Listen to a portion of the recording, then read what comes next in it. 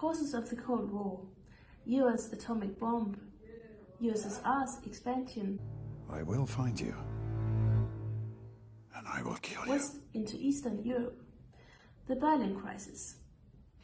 Differences in ideology. The United States and the Soviet Union represented two opposing systems of government. Post-war economic reconstruction. Differences between Truman and Stalin. And support of proxy wars, which is a war instigated by a major power which does not itself become involved in the war. As World War II transformed both the United States and the Soviet Union into world powers, competition between the two increased. Following the defeat of the Axis power, the Cold War started.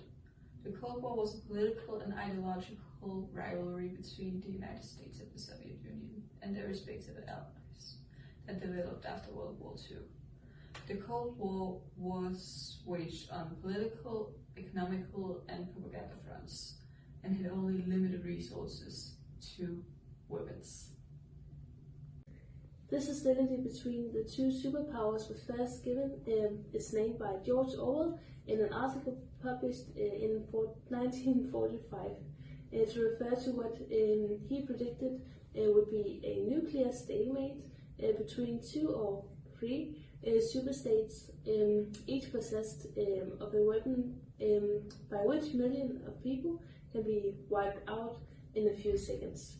It was first used in the United States by the American financier and presidential advisor Bernard Baruch in a speech at the State House in Columbia in 1947.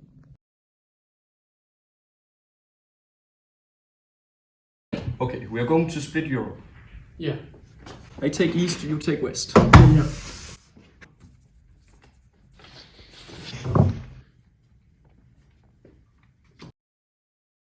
What the fuck? You can't do that shit, man. Come on. Move that shit. No. Okay, if I removed atom bomb from Turkey, would you move yours from Cuba? Okay, okay. Pleasure do business.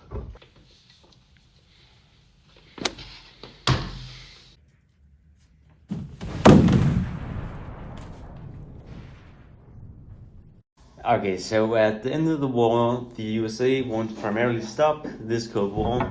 Meanwhile, the Soviets wasn't as determined to stop it, while they want to increase their influence in the Western world. And there are three significant events that caused the end of the Cold War. The fall of the Berlin Wall, the reunification of Germany, and the dissolution of the Soviet Union, which was the leader of this Eastern Bloc. And the leaders that ended it all was Gorbachev, the leader of the Soviet Union at the time, and this actually happened at the Montreux Conference in 1989 in December, where Gorbachev and US President George H.W. Bush, he was the one that ended it. Meanwhile, there was Ronald Reagan that fought for it, but they just changed president in the middle of it. And they fought for it together, and that was that. So the Soviet Union primarily ended because of the internal conflict that was going on, but there was also the war with Afghanistan in the middle of it, which debuffed the economy a lot.